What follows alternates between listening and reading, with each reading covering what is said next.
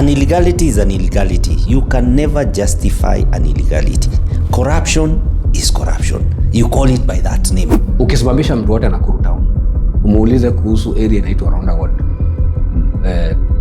Nakuru West, the first thing yenye itaring kwa mawazo huko ni all about insecurity. Gari ambazo zinaingia kuchukua bidhaa kwa wakulima zinashinda kupita kwa sababu barabara zetu ni mbovu zaidi. Nakuru was a great county sometimes back.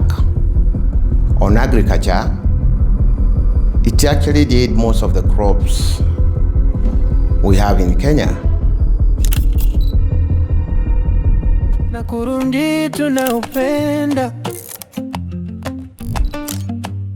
unaishi kwenye kurasa. Ni mji unaofahamika kuwa katika bonde la Ufa nchini Kenya.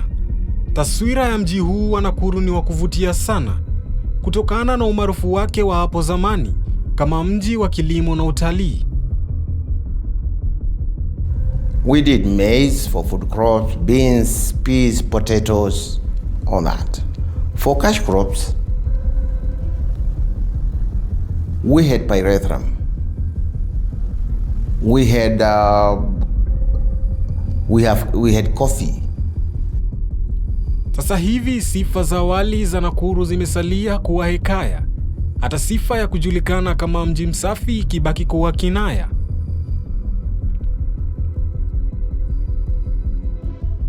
Masuala ya afya yameweza kuwa donda sugu. Healthcare is very important. Kama kwangu Roundabout, hadi sasa hatuna dispensary. Wakati ambapo kuna shida mmoja wetu kuugua, lazima tuende ward jirani kutafuta usaidizi.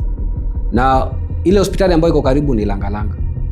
Na Langalanga unapata zile vitu ambazo ni important kama ambulance hawana. Hospitali kuu inayofahamika kama Nakuru PGH, hospitali ambayo huwapatia matibabu hata wakazi kutoka kaunti jirani, imebaki kuwa na changamoto katika kuhudumia wagonjwa kwa wakati ufaao.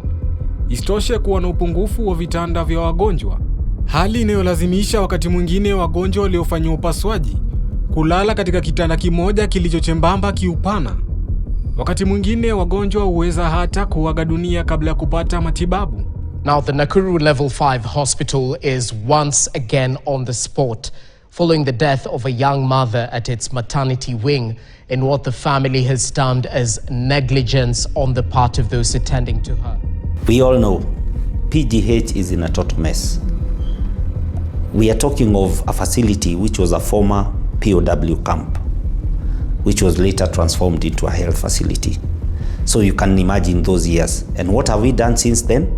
Apart from the Nyayo wards and the maternity wing done during Uhuru Kenyatta administration, there is nothing else to show of it.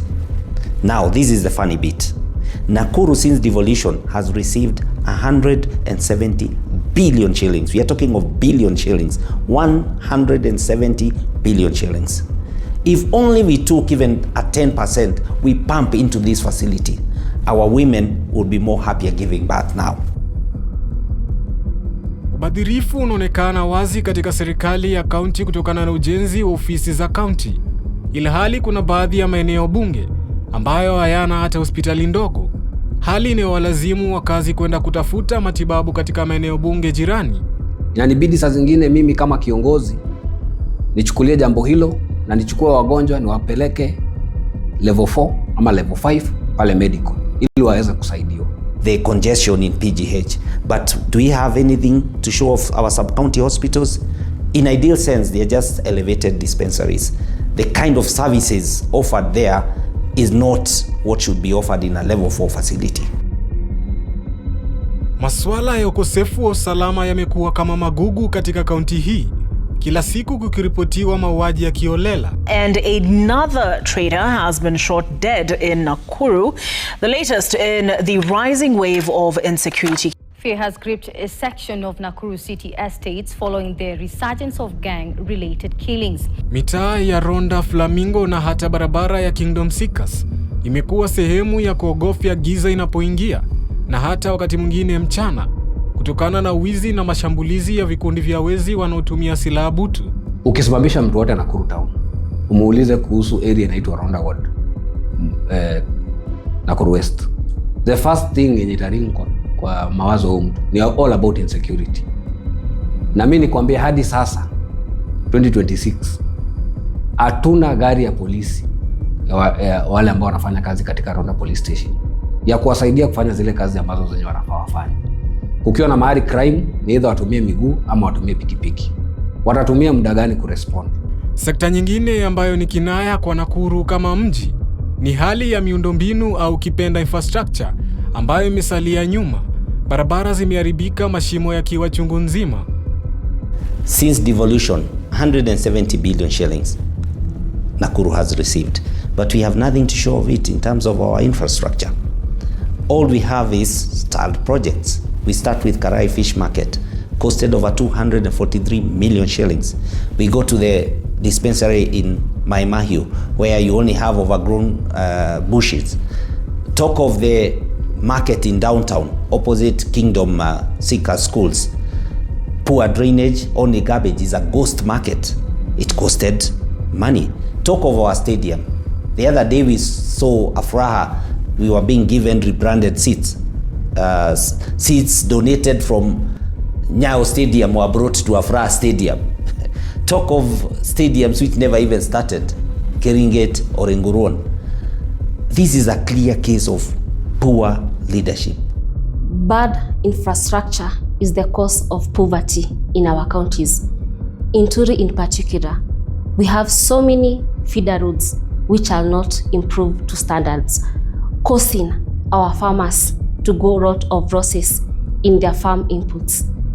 If we improve our feeder roads through the area MCAs in conjunction with the county government, we are going to improve the very addition of our farmers, putting more money in their pockets. Mfano bora zaidi tulioweza kunasa katika kamera zetu ni barabara ya Mzee Wanyama. Barabara inayotumika kusafirisha mafuta ya kampuni ya Kenya Pipeline. Ilitubidi kuwa waangalifu sana kutumia barabara hii kutokana na hali iliyokuwepo. Ni jukumu la nani kuhakikisha mitaro inarekebishwa? Mitaro hii iliyoko Pondamali ipo kando ya biashara za vyakula vinavyouzwa kwa wananchi. Harufu mbaya hutoka katika mitaro hii huku mafunza yakionekana yakifurukuta. Yes, Nakuru was given city status, but we got nothing to show of it other than the name itself. Talk of poor garbage disposal. We have garbage littered all over. We have poor sanitation. We have poor drainage systems because we have not allocated sufficient resources to our city to expand it. Nakuru has seen an expansion of population, but we do not have proper physical planning of our city. That's why we have garbage disposed everywhere. That's why we have drainage systems problem. When it rains, Nakuru becomes impassable. What we need to do is think future, plan forward, invest in our city so that we can restore the glory Nakuru used to have. We need to use the problem of garbage to sort the problem of unemployment. We have so many youth who have no jobs. Why not use them to clean our city? Why not use them to dispose our garbage the way it should be? Nakuru was ranked the highest town, clean town in them days, but for now we got zero to show of it. We need to think, we need to replan again. Haya yote yanatokea licha ya pesa za mfumo wa kuchukua takataka kutolewa na kaunti kulingana na rekodi. Mitaro mingine iliyoko katikati ya mji ipo katika hali sawa na ile ya Pondamali. As far as the one who was, what was his name? Director Finance was Mongai, who just recently retired. He is the one who had that designation. We are currently recruiting for that position, for the director. So to put it in context, Nakuru County does not have a county public service board, does not have an audit committee, does not have a chief officer of finance, does not have a qualified head accounting services. 4 very critical institutions in the county. How do you expect to achieve your goals, Governor? Ufisadi unaonekana waziwazi katika kaunti ya Nakuru kutokana na hali ya mji huu. Jengo la ofisi za kaunti pamoja na makao mapya ya gavana tayari yamekamilika kwa kipindi kifupi, ilhali mahitaji ya wananchi bado hayajatekelezwa. No wonder in Nakuru we are operating 311 bank accounts. You know what that means? 300 holes of stealing our money. 300 panya routes of stealing our money.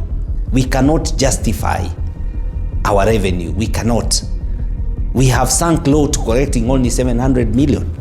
Nakuru has the capacity and potential of having own source revenue of over 10 billion shillings without any additional tax levied on our people. This is the money that should go to deal with our healthcare. This is the money that should go to take care of our children in schools. This is the money that we should use to build our roads. But all we see is incompetent readers. You saw, even the head of finance is not certified to head it. It's not certified to head that docket. No wonder Nakuru is bleeding. All our revenue is being lost.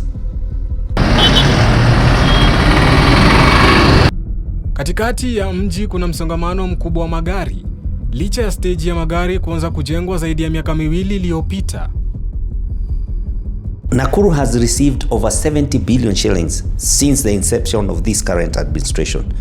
But we are still saying we got no drugs in our health facilities. Our women are being locked in health facilities after giving birth. We have potholes on our roads. We got poor drainage. So the question is, where does our money go? But when we look at the budget allocation, we see a lot of it is recurrent expenditure. How do you allocate 500 million for teas and snacks while we have no drugs in our health facilities? How do you allocate a lot of money in travel and accommodation while we have potholes on our roads, while we have facilities like Joro sub-county which have not been finalized? It is a clear case of lack of good financial management. And that's why we are saying we need a good manager in Nakuru to run our affairs. Masuala ya kilimo ambayo yalitambulisha Nakuru yamedidimia, huku ukosefu wa ajira ukiongezeka kutokana na viwanda kushindwa kufanya kazi kama ilivyokuwa hapo awali. Viwanda hivi havijafanyiwa maendeleo kwa muda mrefu. If you look at Nakuru on industrial issues, we had Kenya Creameries, that is KCC. It wasn't there just because of nothing. Our fathers and mothers used to do livestock. They used to bring tons and tons of milk, liters and liters of milk to the KCC in there. You check, we had KFA, where our parents used to get the farm inputs, and in return they pay after the harvest. Look at the forest headquarters. Because we have the Mau ranges. Look at the millers, the milling companies, both wheat and maize and barley. They are in Nakuru here. I had talked about pyrethrum. Look. And the biggest population of the labor in all those industrial sites used to come from Nakuru. Ni nini kinaweza kufanywa ili Nakuru irejee katika hali yake ya zamani? We have to start from scratch. We must grow fast, stabilize, and then start doing the value addition. In coordination with the area MCA, in conjunction with the county government, wakieza jitorea watengeneze barabara zetu, ile ule mkulima mwenye ambaye ako huko hivyo ndani, bidhaa zake zinaweza kununuliwa kwa wakati unaofaa na pia zinaweza kufika kwa soko kwa wakati unaofaa. Ndio pia mkulima aweze kufurahia jasho yake ambao anashinda akipalilia mboga zake pale hivi kwa shamba. So tunaomba serikali kupitia kwa the area MC ambao amechaguliwa na wananchi kuchunga barabara hizi, ndio bidhaa za wakulima zinafika kwa soko kwa muda unaofaa, ndio pia wakulima waweze kupata na kufurahia mapato ya shamba zao. Tukiweza kuwa na uongozi mzuri, tutaweza kujua area yetu security ina maintainiwa na njia gani, na hii yote ni kwa sababu ya uongozi. Tukipata uongozi mzuri, security itakuwa mzuri. It is very heartbreaking that at this era, at this age, women are still losing their babies during childbirth. Take Naivasha Sub-County Facility, for example. Currently, it has the highest infant mortality rate. Why so? Poor services, lack of proper diagnostic tools. That's why during Uhuru Kenyatta's administration, we had Linda Mama program under NHIF. We must reintroduce Linda Mama program in Nakuru County to safeguard our mothers from losing their babies during childbirth. It's so painful that you carry a child over 9 months, then you just lose them during childbirth. Shida ni uongozi mbaya. Tukiwa na uongozi bora kutoka juu, gavana afanye kazi yake, wabunge wafanye kazi zao, madiwani wafanye kazi zao, wananchi watakuwa salama. Nakuru ndi tunaupenda, unaishi kwenye kurasa.